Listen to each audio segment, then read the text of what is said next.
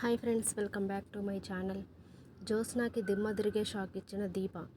ఇది ఎలా జరగబోతుందో తెలుసుకోవాలి అనుకుంటే కనుక ఈ వీడియోనైతే పూర్తిగా చూడండి. అలాగే సీరియల్లో కంటే ముందుగా ఏం జరుగుతుందో తెలుసుకోవాలి అంటే కనుక మన ఛానల్ని అయితే తప్పకుండా సబ్స్క్రైబ్ చేసుకోండి. ఇంకా వీడియోలోకి వెళ్ళిపోదాం ఫ్రెండ్స్. ఇప్పుడైతే ఎపిసోడ్లోకి వెళ్ళిపోతే వంటగదిలో వంట చేస్తూ ఉంటుందన్నమాట దీప. చేస్తూ ఉంటే కార్తీక్ కూడా అప్పుడే వంటగదిలోకి వచ్చి, మరదలు గారు ఏం వంట చేస్తున్నారో నేను తెలుసుకోవచ్చా అంటాడు. అప్పుడు దీప, ఏంటి కార్తీక్ బాబు మరదలు గారు అంటారు, ఎవరైనా వింటే ఏమవుతుంది, ఎవరైనా వింటారు కదా, అలా అనకండి అని. అయినా మీరు వంటగదిలోకి ఎందుకు వచ్చారు, నాకు సహాయం చేయమని నేను అడిగాను మిమ్మల్ని అని అంటుంది దీప. అప్పుడైతే కార్తీక్, నువ్వు నన్ను అడగాలా ఏంటి, నా మరదలకి నేను అడిగితేనే సహాయం చేయాలా, నేను ప్రతి పనిలో కూడా నీకు సహాయం చేస్తాను, అయినా ఎవరు విన్నా పర్లేదు కానీ ఆ జ్యోత్స్న మాత్రమే వినకూడదు, ఆ జ్యోత్స్న వింటేనే కొంపలకు మునిగిపోతాయి, ఆ జ్యోత్స్న వినకుండా ఉంటే చాలు, మనం ఏదైనా మాట్లాడుకోవచ్చు, ఏమైనా చేసుకోవచ్చు అని చెప్పేసి వాళ్ళిద్దరూ నవ్వుకుంటూ మాట్లాడుకుంటూ ఉంటారనమాట. అదే టైంలో జ్యోత్స్న పైనుండి కిందకు వస్తుంది. కార్తీక్ బాబు ఎక్కడికి వెళ్ళాడు కనిపించట్లేదు. దీప వంట చేస్తూ ఉంటుంది ఈ టైంలో. కార్తీక్ ఎక్కడికి వెళ్ళాడు ఈ టైంలో, బావ ఏం చేస్తున్నాడు, బయట ఏమన్నా ఉన్నాడా గార్డెన్లో అని చూసొద్దామని గార్డెన్కి వెళ్తే గార్డెన్లో కార్తీక్ అయితే ఉండడు. ఇంకా వెతుక్కుంటూ తన భార్య దగ్గర ఏమైనా ఉన్నాడేమో అని చెప్పేసి వంటగదిలోకి అయితే వస్తుంది. అప్పుడు కార్తీక్ దీప అయితే మాట్లాడుకుంటూ నవ్వుకుంటూ ఉంటారు. అది చూసిన జ్యోత్స్నకి కోపం వచ్చేస్తూ ఉంటుందన్నమాట. అప్పుడు లోపలికి వెళ్ళి, మీరు సరసాలు ఆడుకోవడానికి వచ్చారా లేదంటే వంట చేస్తున్నారా, అయినా దీప వంట చేస్తుంటే నువ్వేం చేస్తున్నావు బావా ఇక్కడ, నీ పని ఏంటి, అసలు నువ్వు డ్రైవర్వి, వంటగదిలోకి ఎందుకు వచ్చావు అని చెప్పేసి జ్యోత్స్న అంటూ ఉంటుంది. అప్పుడైతే కార్తీక్, జ్యోత్స్న నీకు తెలీదా, మేమిద్దరం భార్యాభర్తలం, అయినా భార్యాభర్తల మధ్య 100 ఉంటాయి, మాట్లాడుకోవాలన్నా చేసుకోవాలన్నా, పెళ్లి పెటాకులు లేని నీకెందుకు అర్థమవుతుందిలే ఇలాంటివన్నీ అనేసరికి జ్యోత్స్న అయితే ఒక్కసారిగా షాక్ అయిపోతుంది. ఏంటి బావ ఇలా మాట్లాడుతున్నాడు, ఎలా పడితే అలా మాట్లాడుతున్నాడు నన్ను రెస్పెక్ట్ లేకుండా అని అంటుంది. అప్పుడైతే రెస్పెక్ట్ లేకుండా మాట్లాడుతున్నావేంటి బావా నువ్వు అని చెప్పేసి జ్యోత్స్న అడిగేసరికి కార్తీక్ అయితే, నీకు పని కావాలా రెస్పెక్ట్ కావాలా అని అడుగుతాడు. అప్పుడు జ్యోత్స్న, నాకు రెండూ కావాలి, నాకు పని చేయాలి అలాగే నాకు రెస్పెక్ట్ కూడా ఇవ్వాలి అని చెప్తుంది. అప్పుడు కార్తీక్ అయితే దీపని అడుగుతూ ఉంటాడనమాట. దీప ఏం వంట చేస్తున్నావు ఈరోజు అని చెప్తే, నేను జీడిపప్పు ములక్కాయ చేస్తున్నాను కార్తీక్ బాబు, కూర చాలా బాగుంటుంది అని చెప్పేసి వీళ్ళిద్దరూ సరసాలు ఆడుకుంటూ ఉంటారనమాట. అప్పుడైతే జ్యోత్స్న చాలా కోపంతో ఊగిపోతూ ఉంటుంది. అసలు మీ దగ్గరికి రావడం నాది తప్పు అని చెప్పేసి అప్పుడు బయటికి వెళ్ళిపోతూ ఉంటే, జ్యోత్స్న నాకు 1 అవర్ పర్మిషన్ కావాలి అని అంటాడు కార్తీక్. అప్పుడైతే జ్యోత్స్న, తీసుకో బావా, కానీ ఎగ్జాక్ట్ 1 అవర్ కల్లా నువ్వు ఇక్కడ ఉండాలి అని చెప్పేసి కార్తీక్తో చెప్తుంది జ్యోత్స్న. తప్పకుండా, అయినా నువ్వు ఎక్కడికి వెళ్తున్నావు బావా అని చెప్పేసి జ్యోత్స్న అడిగితే, కార్తీక్ అయితే, నేను నా ఓల్డ్ మిత్రుడిని, నా పాత మిత్రుడిని కలవడానికి వెళ్తున్నానులే, కొంచెం చిన్న పని మీద వెళ్తున్నాను, గంటలో వచ్చేస్తాను అని చెప్పేసి, bye Deepa, I love you Deepa, miss you Deepa అని చెప్పేసి దీపక్ చెప్తూ ఉంటాడనమాట. అప్పుడు జ్యోత్స్న కోపంతో, బాబు నువ్వేం ఫారెన్ వెళ్ళట్లేదు, 1 గంటే బయటికి వెళ్తున్నావు, దీనికే మిస్ యూలు లవ్ యూలు చెప్పుకోవాలా మీరు అని చెప్పేసి కోపంగా వెటకారంగా చిరాగ్గా అక్కడి నుండి అయితే వెళ్ళిపోతుంది. అప్పుడైతే కార్తీక్ గౌతమ్ని కలుస్తాడు. బయట గౌతమ్ వెయిట్ చేస్తూ ఉంటాడనమాట కారులో నుండి దిగి ఒక రోడ్లో. అప్పుడు కార్తీక్ అయితే సైకిల్ వేసుకుని వెళ్ళి గౌతమ్ని కలుస్తాడు.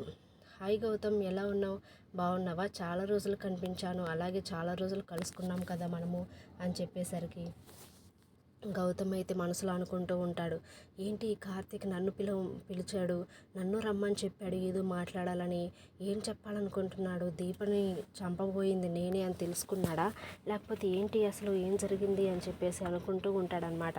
అలా అనుకుంటూనే, బాగున్నాను కార్తీక్, నువ్వేంటి నన్ను పిలిచావు ఏదో మాట్లాడాలని, ఏం మాట్లాడాలి చెప్పు అని అంటాడు. అప్పుడైతే కార్తీక్, బ్రో నీతో మాట్లాడాలనే పిలిచాను అనేసరికి గౌతమ్ అతి షాక్ అయిపోయి, ఏంటి కొత్తగా బ్రో అని పిలుస్తున్నావు, పిలుపు మారింది ఏంటి కార్తీక్ అని అడుగుతాడు.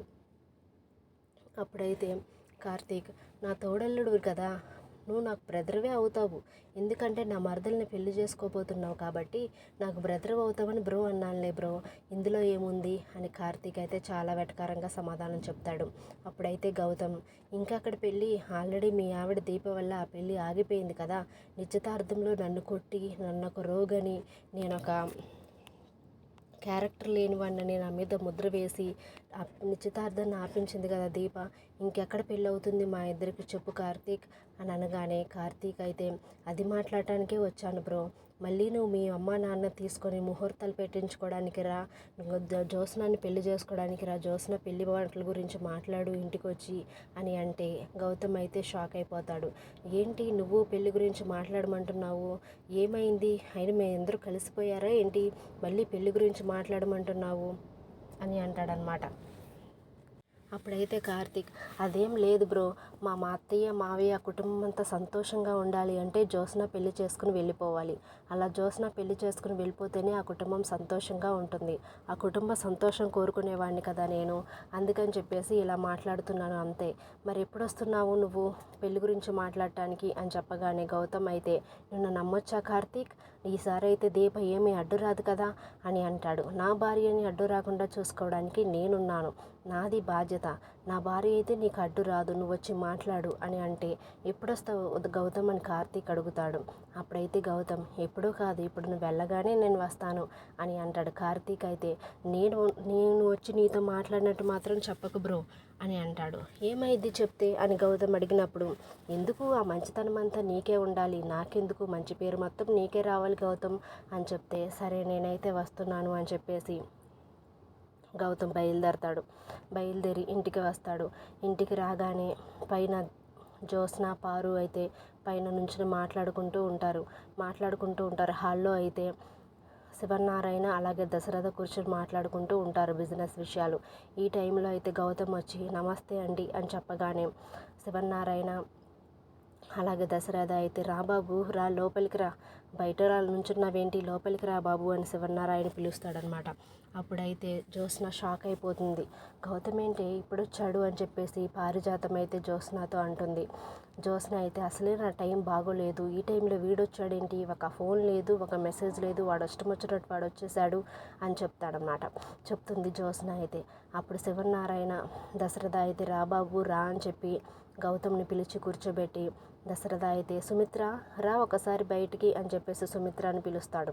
అప్పుడైతే గౌతమ్ దశరథ సుమిత్ర కాళ్ళకి నమస్కారం పెట్టి, నేను పెళ్లి గురించి మాట్లాడదామని వచ్చానండి, ఒకసారి అయితే ఎలాగోలా చెడిపోయింది, ఈసారి అయితే చెడిపోకుండా అమ్మ నాన్నని తీసుకుని వద్దామని అనుకున్నాను, ముందు మీతో మాట్లాడి తర్వాత అమ్మ నాన్నని తీసుకుని వస్తాను అని చెప్తాడు. అప్పుడైతే దశరథ సుమిత్ర చాలా సంతోషపడుతూ ఉంటారు.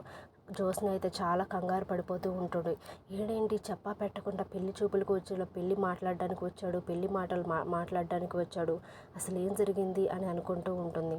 సరే ఇప్పుడు పారిజాతం అయితే ఏం చేద్దామే, ఇప్పుడు పెళ్లి గురించి మాట్లాడటానికి వచ్చాడంట, వాడిని చేసుకోవడం నీకు ఇష్టం లేదు కదా అని అన్నప్పుడు జ్యోత్స్న అయితే, నాకు ఒక మంచి ప్లాన్ ఉంది పారు, ఎందుకంటే గ్రాని నా దగ్గర ఒక మంచి ప్లాన్ ఉంది, ఇప్పుడు దీప వంటగదిలో ఉంది కదా, నువ్వు వెళ్ళి కాఫీ చెప్పు గెస్ట్కి కాఫీ తీసుకురమ్మని.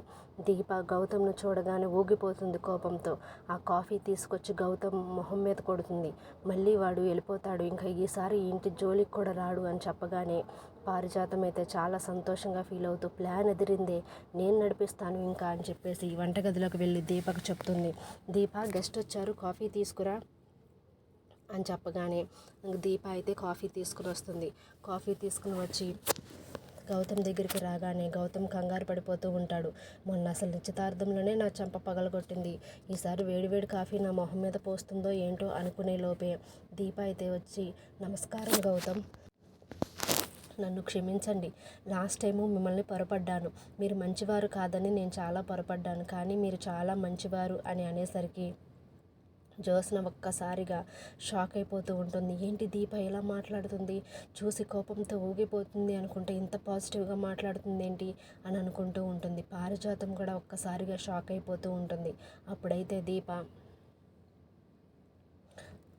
చెప్తూ ఉంటుందన్నమాట. అందరి ముందు చెప్తున్నాను నేను మళ్ళీ చెప్తున్నాను, గౌతమ్ చాలా మంచివాడు, నేనే పొరపడ్డాను. రమ్యని తీసుకొచ్చినప్పుడు రమ్య కూడా అలాగే చెప్పింది కదా, గౌతమ్ చాలా మంచివాడు, తనకి ఎటువంటి సంబంధం లేదని. అదే నిజం, గౌతమ్ చాలా మంచివాడు, వాళ్ళిద్దరికీ పెళ్లి జరిపించండి అని చెప్పగానే జ్యోత్స్న అసలు ఏం చేయాలో అర్థం కాక తడబడిపోతూ కంగారు పడిపోతూ చెమటలు పట్టిపోతాయి జ్యోత్స్నకైతే. అప్పుడు శివనారాయణ, ఏమ్మా జ్యోత్స్న నువ్వేం మాట్లాడవే, ముహూర్తాలు పెట్టించమంటావా అని అడిగితే జ్యోత్స్న ఏమీ మాట్లాడదు. అప్పుడైతే సుమిత్ర, ఇంకా అడుగుతారేంటి మావయ్య గారు, వాళ్ళంతట వాళ్ళే వచ్చి మనల్ని అడుగుతున్నారు కదా, ముహూర్తాలు పెట్టిస్తావా అని చెప్పి. ఇంకా మనం పెట్టించకపోతే ఎలా, పెట్టించండి మావయ్య గారు, జ్యోత్స్నది ఏమీ ఉండదు, జ్యోత్స్న అంతా అంగీకారమే అని ముందే చెప్పింది కదా మనకి అని చెప్పగానే శివనారాయణ అయితే, అవును, నేను పంతులు గారిని పిలిపించి నిశ్చితార్థానికి నేను ముహూర్తాలు పెట్టిస్తాను అని చెప్పగానే గౌతమ్ చాలా సంతోషపడిపోతూ ఉంటాడు. అప్పుడు గౌతమ్ మనసులో, జ్యోత్స్న, ఇంకా నా నుండి అయితే నిన్నెవరూ తప్పించలేరు, ఇంకా మన ఇద్దరికి పెళ్ళి కుదిరిపోయినట్టే, పెళ్ళి జరిగిపోయినట్టే, ముహూర్తాలు పెట్టిస్తానన్నారు మీ తాతయ్య.